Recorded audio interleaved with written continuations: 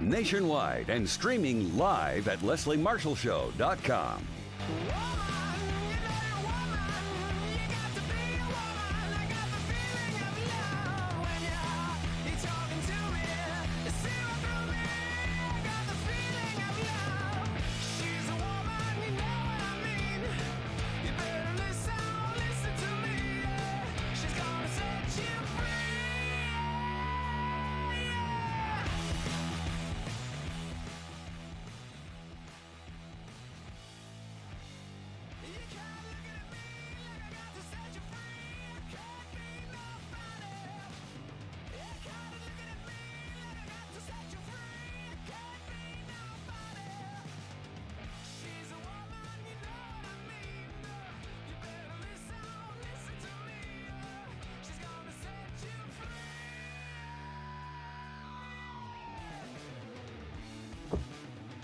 We are ready, and we are back. I'm Leslie Marshall. Welcome or welcome back. Only true democracy in talk. And speaking of back, he is back. He is Dr. Robert Shapiro, Chairman of Sonecon, an economic advisory firm and a senior fellow of the McDonough School of Business at Georgetown University. Now, he brings broad knowledge and experience in economics and politics based on his government experience, his service, and his decades of conducting analysis and providing advice to U.S. presidents, senators, representatives, and governors, as well as foreign leaders and senior executives at numerous Fortune 100 companies. His views are respected in the United States and worldwide, and he has helped develop numerous policies that affect investment, taxation, regulation, trade, and government spending, both here and abroad. Check out his website. It's sonecon.com, sonecon.com, and his handle on X is at Rob Shapiro, ROBSHAPIRO.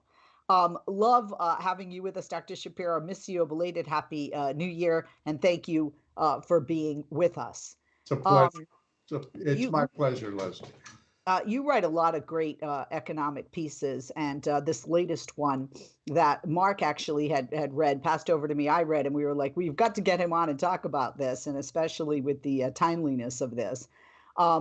In Washington Monthly, right? Data don't lie. Biden's economic record is much better than Trump's. Now, I will just say, you all know I'm a Fox News contributor, and I am a liberal Democrat, and when you have Larry Kudlow, saying Biden has a right to boast, on the Fox Business Network, and economic wonk himself has a right to boast about this economy, that the president is doing something right and the economy is going in the right direction. The title of your piece, Data Don't Lie. Biden's economic record is much better than Trump's. We're going to get to that. But before we do, let me ask you this. So why is the economy stupid for voters when we are in the year of the general election, although we are nearly a year away, it's getting closer. Why don't the approval ratings of the president and even approval ratings and confidence on the economy increase among voters? Is it that they're not feeling that data as of yet? No, I think they're feeling the data, but particularly on incomes. Incomes turned around about a year ago. Incomes, when you get a sudden burst of inflation, incomes take a while to catch up. They have caught up in the last year, and real incomes, that is adjusted for inflation and after taxes, rose at a 3.3% rate last year. But the public, when things like that change, it takes a while for the public to trust it. That is, will it keep on going on? And it's clear from the economic data that it is going to keep on going on. And I think within 3 to 4 months, we're going to see those numbers change significantly. Consumer sentiment has been moving up very strongly. And we are beginning to see the first polls in which people say the economy is fine for me. When they ask how is it overall, we still have this view that the economy is not great. But it'll take another couple months of the kind of data we've been seeing on incomes, at least for the last year, I think, for people to really trust it. But all the underlying forces that drive incomes, that's growth and investment and spending and business creation and employment, all of those have been doing really well throughout Biden's presidency, but inflation was masking it. But we've now pretty much beaten inflation. Yeah. Now, Donald Trump, the former president, is looking at a second presidential term. And you write that may well rest on whether voters accept his proposition that facts no longer matter. I think a lot of his MAGA base really do not consider facts to matter. I mean, if Donald Trump says it, they believe it. They believe the election was stolen. They believe that he won Iowa over and over, in New Hampshire over and over, and that wasn't the case. So he didn't win because he talked about winning New Hampshire in the primary and the general. No, he won it in the primary. He did not win it in the general. Joe Biden did, who is president. I mean, it's one of the states. Hillary, as did Hillary. Yeah, exactly. So the facts of economics, there are facts, and then there's perception, right? And a lot of the Trump voters have the perception that things were better for them when he was president, regardless of what the numbers say. Yes. That alone could work in Donald Trump's favor, regardless of this economy and how it's booming, right? Well, I think that's right, but I think it's a result of the intense political polarization we have now, in which the MAGA followers simply will not accept any good news associated with Democrats and President Biden. But the MAGA followers, like the Democratic base, they're not enough to elect a president. You have to get the people in the middle. You have to get the independents. That's what makes the difference. It's made the difference in every presidential election for the last 40 years. And those people are willing to listen to facts and, more important, know their own conditions. That things facts matter in what's in their number one issue. It could be the economy, could be immigration, could be Israel and Gaza, could be abortion, could be protecting democracy, right? Those are the top five. So when you look at the numbers, since we want to deal with facts here, right? The economy was not stronger during the Trump administration compared to the Biden administration. And I'm not doing it because I hate Trump and I love Biden. I'm a Democrat. It's just 2 + 2 is 4. And when the former president says it was better in his presidency, that's his perception rather than the reality. Just by the numbers, the Biden administration has had a stronger first-term economy, and we've got 1 year left, which is probably going to be stronger than the other 3, right? Yes, and look, Donald Trump's superpower is lying, and so he has created this false narrative around the economy, but the economy, how the economy performs is something we track very carefully, very rigorously. Not even day by day, minute by minute, right? Right. And so, you think about growth. The most important fact is how much the economy grows. Well, the official data from the Bureau of Economic Analysis says that after inflation, real growth has grown at an average annual rate of 3.4% since Biden took office. And Trump's record was 1.8% growth. And, even if you set aside 2020 and say, well, the pandemic, it wasn't his fault, the growth collapsed, it was a global pandemic, you give him a pass. And his average then goes up to 2.8 per Trump's to 2.8% a year, still trailing badly Biden at 3.4%. The same thing is true for investment rates. American business prefers Biden's economy. Under Biden, real business investment, fixed business investment, has increased at a 5.4% annual rate. That's twice the 2.7% rate under Trump. And those numbers are just facts. We're going to take a break. When we come back, we're going to talk about a little deep dive into the polls. Perhaps the reason Biden's getting so much money and so many checks written is business people, whether they're Democrat or Republican, their party is money, right? They're the Green Party. And I don't mean Jill Stein, I mean money, right? We're going to take a break. When we come back, we'll continue with Dr. Robert Shapiro, Chairman of Sonecon, and check out the website, sonecon.com, sonecon.com. His handle on X is at Rob Shapiro, at capital R O B capital S HAPIRO. I'm Leslie Marshall, back with Dr. back with Dr. Shapiro and you right after this. If you came across someone struggling with hunger, how would you recognize them? By their clothes, their age, the way they speak? Would you notice an 8-year-old girl who's not excited for summer break because she may not be having lunch again until September? Or a single father of 2 who works 3 part-time jobs and still can't put enough food on the table? Or maybe a mother who cleans offices at night, hoping to find meeting leftovers to take home to her hungry family. Or a war veteran who's having a hard time landing a job and getting back on his feet. I am the 1 in 8 Americans who struggle with hunger. People you pass by every day but never knew were hungry. I am hunger in America. Hunger can be hard to recognize. Learn why at IamHungerInAmerica.org. Brought to you by Feeding America, 200 Food Banks Strong, and the Ad Council.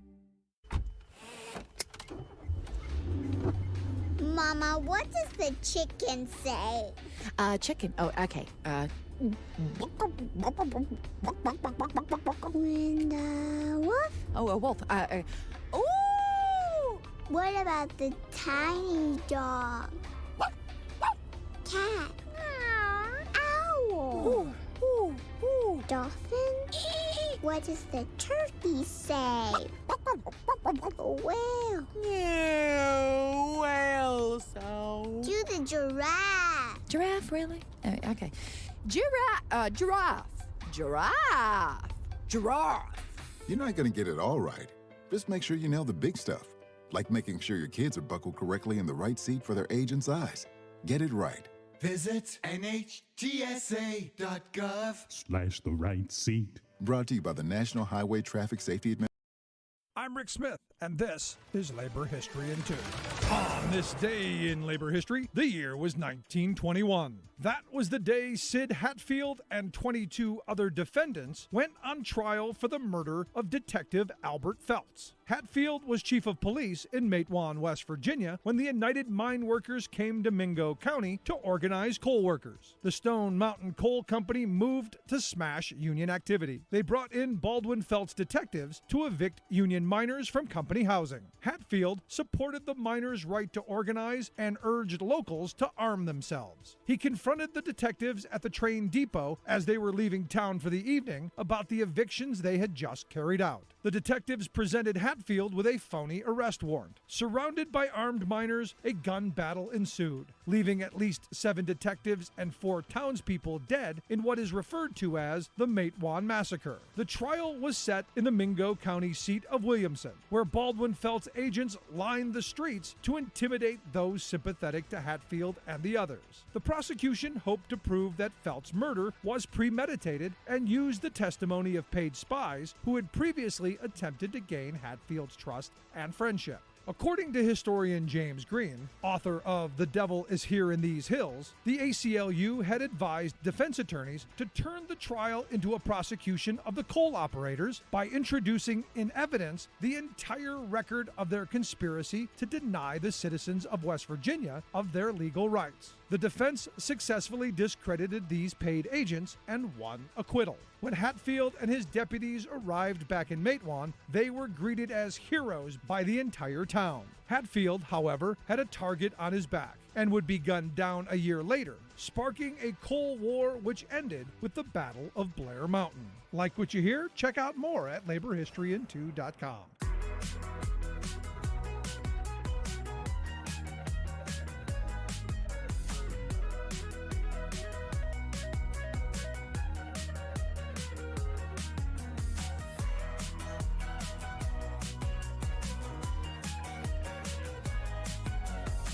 And we are back. I'm Leslie Marshall. Welcome or welcome back. We're talking with Dr. Robert Shapiro, chairman of Sonecon, an economic advisory firm. He's also a senior fellow at the McDonough School of Business at Georgetown University, talking about his Washington Monthly. Data don't lie. Biden's economic record is much better than Trump's. Dr. Shapiro, thank you for holding welcome back. And before the break, you were giving us some numbers. But despite those numbers, despite how strong the economy is and will be, and it seems to be, growing and getting better and improving even more so, strong and getting stronger this next year. One recent survey found that voters prefer Trump over Biden on the economy, 59 to 37%. Is that because Trump, even though it may not be true, screams about his economic record, even though it's not accurate, louder than Biden? Because Biden has come under criticism, even from some Democrats, David Axelrod, I think, over at CNN, and some others who have said he should be quiet about that Bidenomics. He shouldn't coin that term. But with the economy going so strong and getting stronger, I think Bidenomics might be, a good term. Remember Obamacare? And, former President Obama said, if it succeeds, it'll be called the Affordable Care Act. But if it bombs, it'll be called Obamacare, right? No, it's exactly right. Well, part of the blame, the responsibility for the public's distorted view of this lies with the economic media. Look, what I did, any economic reporter could do in a day or two of digging into the data. It's not a secret, but the economic media have been lazy, and they have swallowed this in part, I think, because of public sentiment, and the public sentiment has been driven almost entirely by inflation. And because inflation is what made incomes lag for a while, and it was something that people confront every time they went to the gas tank, every time they went to the grocery store. But the fact is, inflation, we have essentially broken inflation. And that will be very clear throughout this year. Our inflation rate is now the most accurate and an important measure, puts it under 3%. Even the CPI is around 3%, which is the lowest of any advanced country in the world. And we broke the inflation without slowing the economy. It's not a soft landing. There was no landing. The economy just kept on expanding. And the fact is, there's new research from the Federal Reserve, which shows that 60% of the inflation can be traced to the supply chain problems that created shortages in goods and inputs in particular, that was caused by the pandemic. So if Trump deserves a pass on growth for the pandemic, so does Biden. The other interesting fact that is almost never reported is that the other big factor in inflation was energy prices. And that was driven by Saudi Arabia, who decided to limit production in 2021 and 2022 and into 2023 in order to boost prices and make up for their losses in 2020 when oil fell to $36 a barrel. Well, the reason energy prices have been going down is because US production overwhelmed the Saudis. From 2021 to 2023, the Saudis produced on average 9.8 million barrels a day. In the US, oil production went to 11.8 million barrels in mid-2022, 12.6 million barrels in early 2023, and 13.3 million barrels per day in December 2023. Yet the perception, especially among Trump supporters or people that believe, false rhetoric and narratives, is that we're getting, we're taking oil from everybody overseas. We don't want to be self-reliant. Democrats just want to be green, green, green. They don't want to drill, drill, drill. But those numbers prove that absolutely without a doubt to be false. So just to be clear, growth, jobs, investments, business creation, oil production have been the performance has been substantially better under President Joe Biden than it was under Donald Trump. Not your opinion. Those are just some of the numbers. Just the data. And it's not just better. It is really substantially better. We're talking differences in annual rates of 50 and 60% between Biden and Trump. When you look at employment, Biden has created 14.3 million jobs since he's been president. Under the Trump presidency, we lost 2.3 million jobs. The first time that's happened since Herbert Hoover. And even if you set aside 2020 and set aside the bounce back in 2021 and just look at the first 3 years of Trump and the last 2 years of Biden, job creation under Biden is still 60%, the rate is 60% higher than the rate under Trump. This is not a close call. Well, you write that the most basic measure of the economy is how much it grows. The official data from the Bureau of Economic Analysis, the BEA, is clear. After inflation, real GDP has grown at a 3.44 average annual rate since Biden became president. Trump trails badly at an average of 1.8% growth. Let me play not even devil's advocate. What about 2020? Right. 2020 was not Trump's fault, right? No. But it's not the only year that he was president. Right. Exactly. And so what about 2017 to 2019? Like, I mean, right. Would you say it's fair to give Trump a pass on 2020? Right. And then Trump's average growth rate, the growth rate under Trump from 2017 through 2019 goes to 2.8%. That is still a lot lower than the 3.4% average under Biden. So even before the pandemic. Even before the pandemic.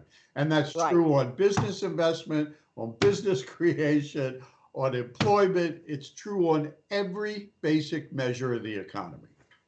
We're going to take a break. We'll be back and continue talking about the economy because that's what voters all across the board care about. But you also care about the facts. If you're going to vote, and you should, you need to be an informed voter. Don't just listen to what the politicians say. Listen to what the economists say because they've got the numbers. And when you've got people, even Larry Kudlow, saying, hey,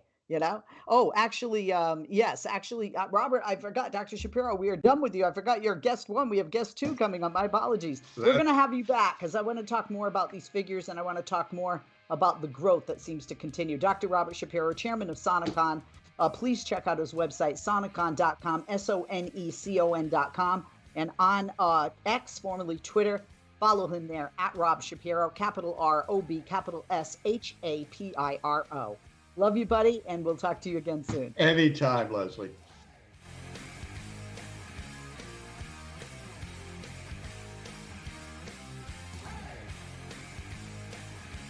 The Alzheimer's Association and the Ad Council present the story of Tom and Levi.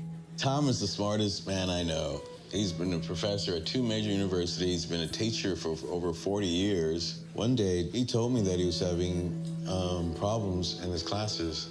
I think one of the students had asked the question and he didn't remember the answer. And I also noticed that he was letting his class out earlier than they were supposed to let out. And he was telling them that he was doing it as a favor to them, but I think in reality, he just wanted to get out of there. I was really starting to worry because I saw something was wrong. Levi and I talked about how it would change our lives, but he was there beside me, and my love for him was just immense. When something feels different, it could be Alzheimer's. Now is the time to talk. Visit alz.org/ourstories to learn more. A message from the Alzheimer's Association and the Ad Council. What grows in the forest? Trees? Sure. Know what else grows in the forest? Our imagination, our sense of wonder. And our family bonds grow too. Because when we disconnect from this and connect with this, we reconnect with each other and build family memories we will carry with us forever. The forest is closer than you think. Find a forest near you and start exploring at discovertheforest.org. It's easy. Just put in your zip code to find family-friendly outdoor destinations near you. You'll also find guides to free activities, games, and amazing forest facts. Give the magic of the outdoors to your kids and reconnect with your family. Find a forest near you at discovertheforest.org. That's discovertheforest.org. Brought to you by the United States Forest Service and the Ad Council. In cities all across America, an infiltration of wealthy investors, developers, and bankers is driving poor and middle-class families out of their own towns. What's at work here is the relentless financial shove of high-dollar gentrification. House by house, block by block, moneyed interests suddenly and often secretly buy up properties, bulldozing modest family homes to erect sprawling edifices for the rich. It's a profiteering money grab that intentionally prices out regular home buyers.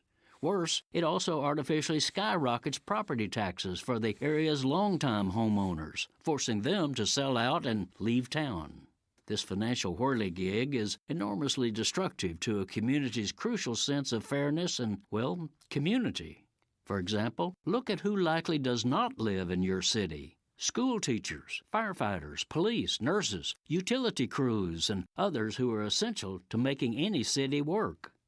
If the so-called free market can't or won't provide affordable spaces so these families can come home where they belong, then the community itself must step up to meet the need with creative public initiatives.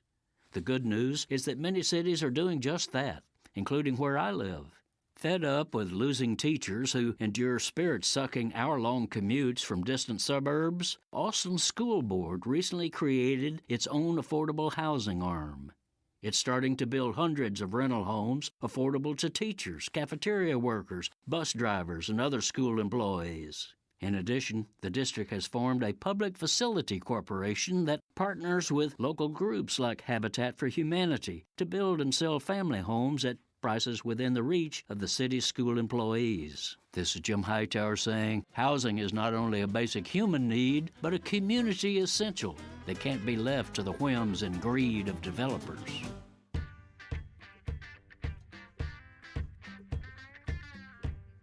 Thank you.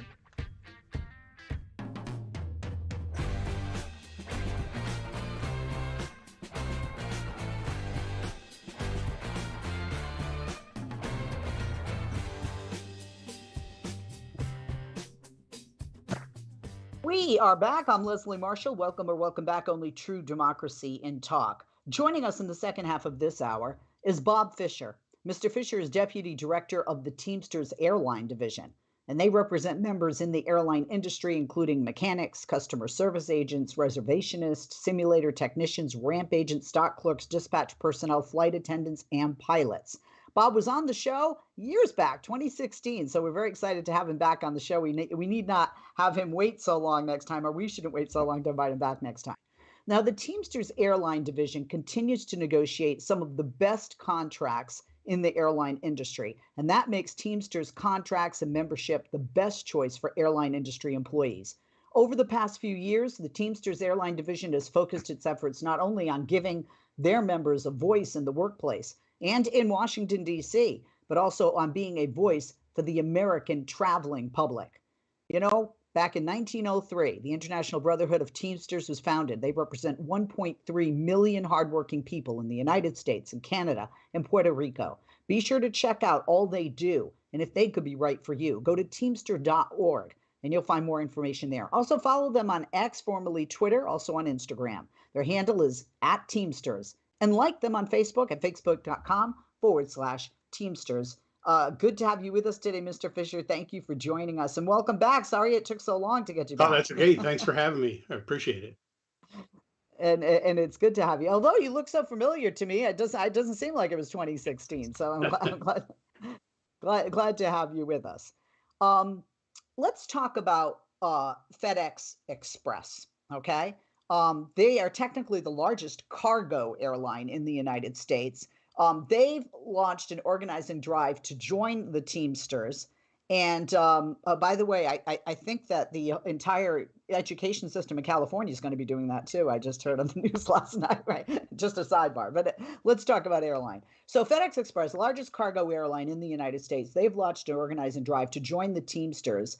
And these are mechanics and the related classifications at FedEx Express. First, talk about, how this came about, and second, why it's significant. Sure. So the last real campaign for the FedEx Express mechanics was in 1993. At that time, because it was an airline, a whole bunch of people were lumped into the mechanics and related class and craft.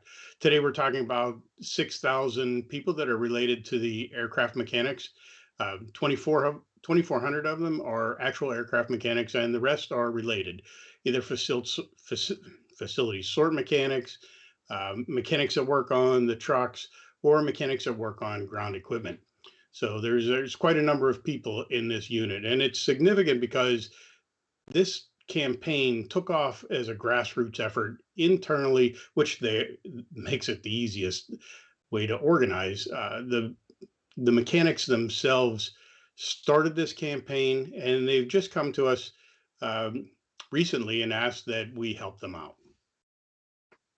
Yeah, and the director of the Teamsters Airline Division, Joe Ferreira, he said, quote, "I would like to personally thank everyone in the FedEx mechanics and related employees craft or class who's filled out and sent in a Teamsters Airline Division authorization card." So it can be, as easy as that, right? The response, but it's a big movement to get to that point. And the response has been overwhelming. He said, "You are on track to becoming unionized soon. Your livelihood will no longer be subject to arbitrary and unfair management discretion." How much of a pushback in this situation do the corporate heads at FedEx give to fight against the employees, before and even after those Teamsters Airline Division authorization cards are sent in and received? FedEx is notorious for fighting organized labor. I expect nothing different here. This is going to be a massive fight, start to finish, organizing through the collective bargaining process. They're just not good actors when it comes to their workers. And speaking of the workers, like you said, it was their campaign. I mean, this was very organic, right? That's how it grew. They reached out to you guys. They signed thousands of authorization cards. They took other actions to move along the process to organize. And they did this all on their own. Are we seeing more of that, not just in FedEx, but with other companies in the airline industry and maybe even in other industries as well? We are. I think you can trace that back to the recent victories that the Teamsters have had, like with UPS and other companies. We're getting a lot of news time because we're effective and we're winning these campaigns. So the FedEx group, they reached out to us and said, "Hey, we would like you to organize us." And one of the things I think that was a real selling point to them, similar to them, they're losing benefits and work rules regularly. They looked at the United Airlines group, and United Airlines, since the Teamsters have taken over, we've restored their wages. In fact, they've improved 106.2% over the last 15 years. And we got back just about everything that we lost in bankruptcy for the United Mechanics. So when they saw those kind of results, they said, "We really want to be aligned with you." And also they see the Teamsters organizing the technicians at Delta Airlines, right? Correct. So they say, why not us? We may not be, commercial and, carrying, people, but we're carrying the cargo, to those people, right? Yes, absolutely. And the aviation world is a really small world. I know mechanics at every carrier. They know mechanics. That everybody knows each other. So there is a lot of crossover between Delta and FedEx.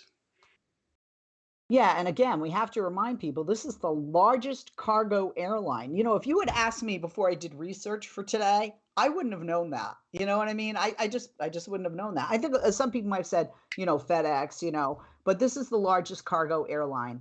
And is it fair to say they're the largest passenger carrier at the same time?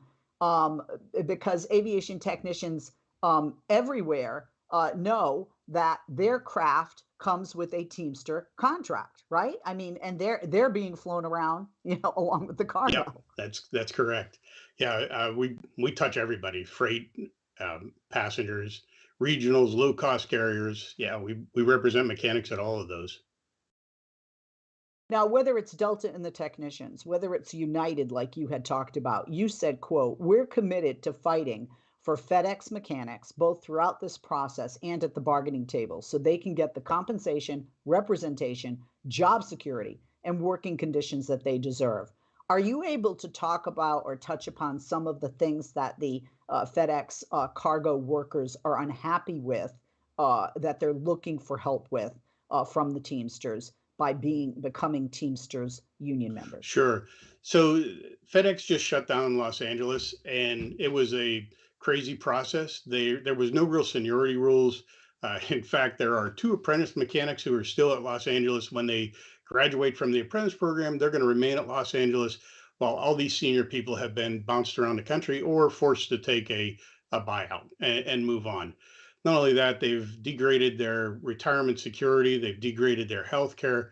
When you put up the benefits that FedEx has versus what UPS has, their wages are pretty close, but FedEx is paying probably $5 or $6 an hour more in benefits. So they're making that much less than the UPS aircraft mechanics.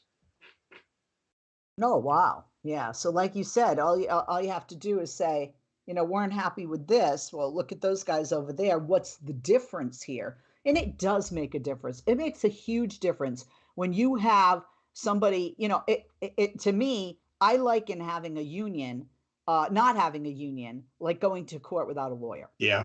You know what I mean? You don't have somebody who knows the rules, right? If you're on your own and you represent yourself, I've never seen that go well for anybody, high or low profile case, right? I mean, and isn't that what it is? I mean, because, for a worker to sit down, with a corporate, well, first of all, it's very unlikely that workers are going to get to sit down with any, kind of corporation. But, the union comes in, the Teamsters come in, and there's going to be a sit down. There's going to be a collective bargaining discussion at the table, and there will be an agreement reached no matter how long it takes. You guys show that. You never give up. You keep on fighting. And sometimes people have to be patient. Sometimes it's quick, or quicker than you think. And sometimes it takes longer. But do you think that's a fair assessment, a fair analogy that, you guys, are their representation? And if they're going it alone, they have nobody there, nobody standing in the gap, nobody walking into that courtroom with them who knows the deal, who knows the game, if you will. Well, the workers at FedEx have tried. They've tried to petition management to change their benefits, and management just doesn't care. So because management knows the employees are in a sense powerless. Yes, exactly. But management pays attention when you have the big T coming in. They do. Right? Yeah, absolutely. We're going to take a quick break. We're going to be back in just a moment. And when we come back, I mentioned Delta. We're going to talk about Delta and some other things right after this break. We'll continue with Mr. Bob Fisher, Deputy Director of the Teamsters Airline Division. Like I said, they represent members in the airline industry across the board. In the meantime, I want you to check out Teamsters. You might say, hey, we need something like that at our workplace. Check it out. Go to teamster.org. You'll get more information there. You can follow them on X, formerly Twitter, and Instagram. They handle @Teamsters. Like them on Facebook, facebook.com/Teamsters, and you'll get a lot of information. They're always putting out information. We put out their information as well. Incredible organization, of which both my grandfathers and one of my great-grandfathers was a part of. We'll be back right after this. I'm Leslie Marshall. Don't go away. There are a ton of social networking websites, but one stands apart for a very special reason. This one saves lives. It's MatchingDonors.com. MatchingDonors.com links organ donors with people in need of kidney and other transplants. In the U.S., 19 people die each day waiting for an organ transplant, most of them for kidneys. If you've ever considered becoming a living organ donor, or if you have someone in need of an organ transplant, visit MatchingDonors.com. Home of the greatest gift of all, the gift of life. MatchingDonors.com. Whoa, a new digital music player. Thanks, Mom. Oh, I'm glad you like it, because I can't wait to toss the big stereo. And now that we got your dad that big HD TV he wanted, we can throw out our old TV, too. Hold up. You can't just throw out electronics. Really? They need to be recycled or donated. And how would we do that? It's so easy, Mom. Today, recycling electronics is just as easy as buying them. GreenerGadgets.org has all the info. We just enter our zip code to find a certified recycling center nearby. There are thousands of them, and new ones are being added all the time. Some of our local stores are even certified recycling locations. I like that. Did you know that some of the stuff in our old electronics could be used to make new products and conserve natural resources? Well, okay then. Let's gather them up. What was that website again? GreenerGadgets.org. We just enter our zip code and go. Most gasoline now contains 10% ethanol, and that's okay. Gas with higher than 10% ethanol is not okay. For your mower, chainsaw, or generator, I'm Chris Kaiser, president of the Outdoor Power Equipment Institute. What you put in your car may no longer be safe for other engines. Look before you pump. 15, 30, or 85% ethanol is harmful and illegal to use in outdoor power equipment. A consumer can find out about which fuels are appropriate at lookbeforeyoupump.com. 911, what's your emergency? America's healthcare system is broken and people are dying.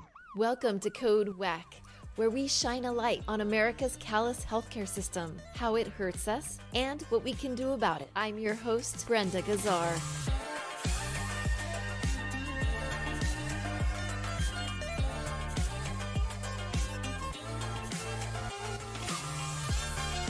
This time on Code WAC, more than 3,000 people died of drug overdoses in Los Angeles County alone in 2022. And last October, Hollywood actor Matthew Perry of Friends fame became one of the latest overdose victims when he accidentally died of acute effects of ketamine at his Los Angeles home. Perry's story reminds us that no one is immune to drug overdoses. But who is most vulnerable in LA County, and what can be done about it? To find out, we spoke to Nyabinghi Kuti, director of the LA Harm Reduction Network, which aims to expand and enhance access to substance use disorder treatment for LA County and especially Skid Row. So you've said in the past that Black residents on Skid Row are facing a humanitarian crisis related to substance use disorder. What are you seeing and hearing from these residents? Well, what I'm hearing is a lack of residential beds there and the issue of quality of treatment that I mentioned. Many people that have died from overdoses have been in treatment multiple times. You know, if you listen to people like Perry and other celebrities that have overdosed and died, they've been in treatment before. And sometimes over 10 times. So that makes you wonder, well, why isn't treatment working? Get the full Code WAC story on progressivevoices.com and on the PV app. Catch all our episodes by subscribing to Code WAC wherever you find your podcasts. This podcast is powered by Heal California, a nonprofit that uplifts the voices of those fighting for healthcare reform around the country. Until next time, stay healthy.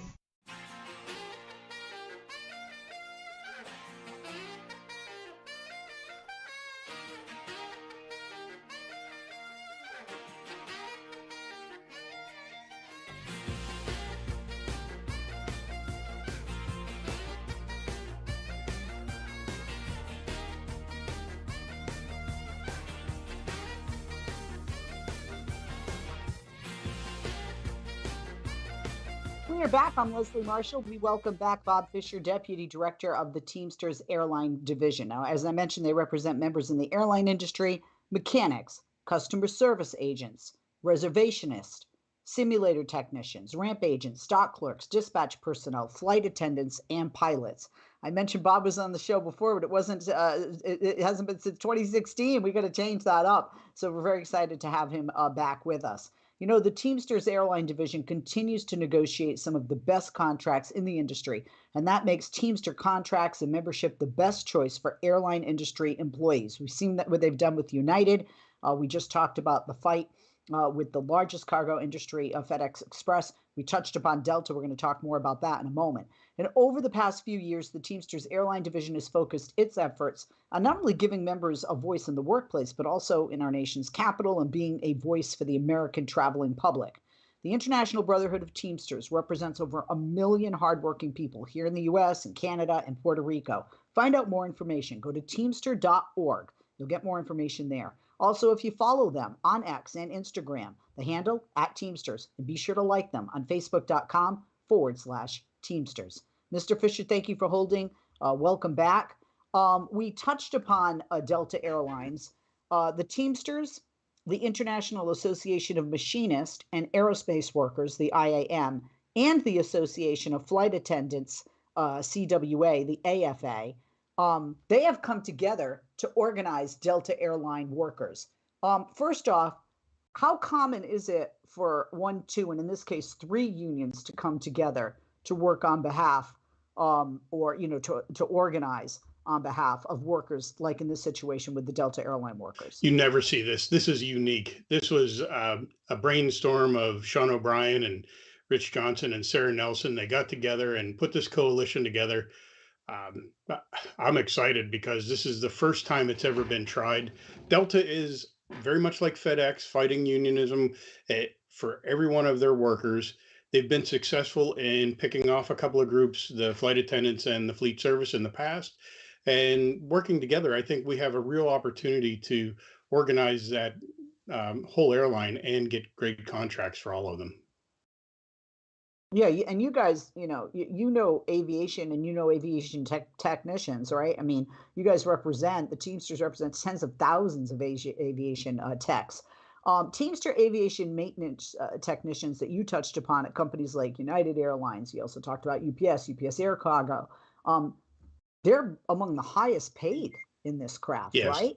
And because of you guys and because of that collective bargaining agreement, that certainly has raised the bar throughout the industry, hence what's going on with Delta in this, trifecta, if you will, with the unions, and what's going on with FedEx Express. Do you think that President O'Brien came up with this, brilliant idea to have the three unions work together because there's power in numbers? Yes, I believe so. I mean, it's clear that we're not going to succeed individually with Delta. We haven't in the past. And working together, sharing resources, it's just an effective way to organize the airline. And this is a big number, a lot of workers, 45,000, Yes. right? Workers approximately that IAM, AFA, Teamsters are working to unionize. Now, talk to me about the past with Delta. Delta's been difficult to unionize in the past, right? They also have the fewest union members of the four largest passenger carriers. In Delta, only the pilots and the controllers are unionized.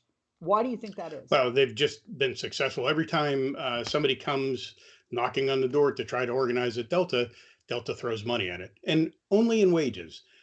Delta throws out the big shiny object, wages, and doesn't do anything with the back of the book like vacation or seniority or any of those things. They convince people not to sign a card by giving them wage rates, and then they take it away in other ways, like through their benefits and their retirement and all the other work rules that go along with a contract. But that's how they've been. So what has not worked in the past is probably going to work this time because you have three unions coming to the table, three unions not willing to back down, and three unions probably telling their members, we're not going to just say we already know Delta's MO, right? We know what they're doing and we're not going to fall for it. A big part of the reason that the techs, my understanding, at Delta Airlines are organizing is because it's not the paycheck that seems to be front and center here, but more the concern about job security. Tell us what's going on with the insecurity with regard to job security and the vulnerability that these techs face. Well, so it is the back of the book things, the work rules, the seniority. There's a lot of favoritism at Delta. If you're a favorite of the manager, then you're going to get better days off or the holiday off. You may or may not get laid off in seniority order if they have a layoff. And so they're very concerned. They see what happens. As I said, the airline world is very small. They see what happens at United. They see what happens for the UPS mechanics. And they're concerned. They think that their work rules have been degraded and they have no way to enforce the work rules. And so that's why they're looking for unions. And without a union, just to be clear, these Delta techs, they can be terminated at any time for any reason or no reason. Yes, correct. They are at-will employees. Wow. Okay, so let's talk about outsourcing. outsourcing is a big problem, right, in the aircraft maintenance business. And these employees don't have any protection. Not only, like you said, they can be terminated at, they're at will, right, and for any reason or no reason at all at any time. But there are no protections for them against outsourcing to foreign repair stations.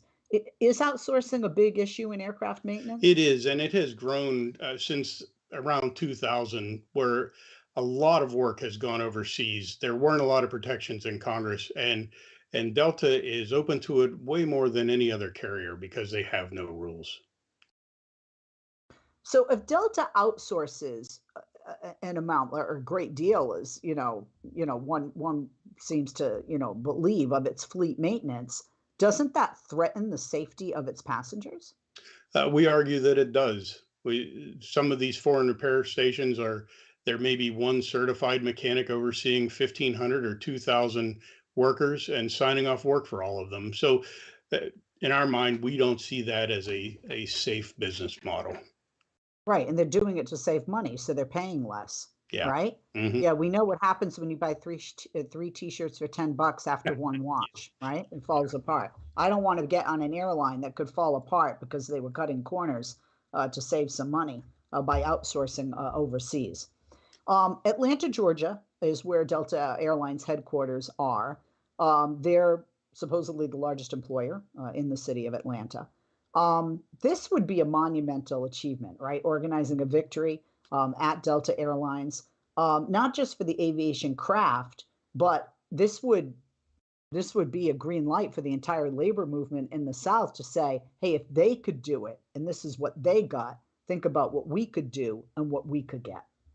Absolutely. Yeah, I think this would be a great thing for the labor movement as a whole, for sure. Yeah. Yeah, no, absolutely. And, if you have the Teamsters behind you, there's going to be more people that are going to want to fly on Delta. It's going to be a win-win for Delta if they would just sit down and do what's best for their employees, because it'll end up being best for their passengers.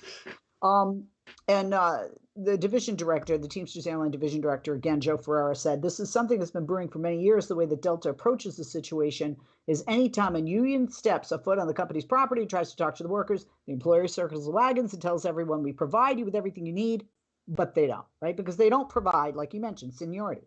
They don't provide protections. They don't provide that job security. So these are two of the things that you guys are going after with the other two unions when you get a sit down, right? Yes. Well, and the other thing is the CARES Act during COVID, these guys, the mechanics, along with a lot of the other workers, they took a 20% cut in pay because even though they weren't allowed to cut their pay, they cut their hours. So they took a day off their. Oh, wow. That's sneaky. That's very slimy. sneaky. So they pocketed, Delta. We won't cut your pay. We never cut your pay. You're making the same per hour. Yeah, right, exactly. We cut your hours in half. But oh my God, that's slimy. Yeah. And just think about these corporations, how much money they're making. And, God forbid, one technical problem can bring a plane down. I mean, how much are you going to pay in lawsuits? Not to mention the humanity, right?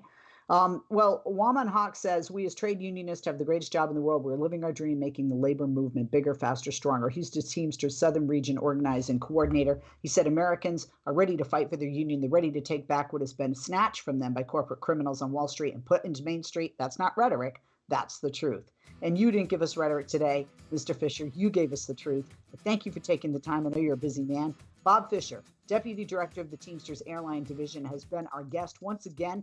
Go check out the International Brotherhood of Teamsters. Over 1 million hardworking people here, Canada, Puerto Rico, and I know some of you listening are watching in Canada, Puerto Rico as well. Visit teamster.org for more information.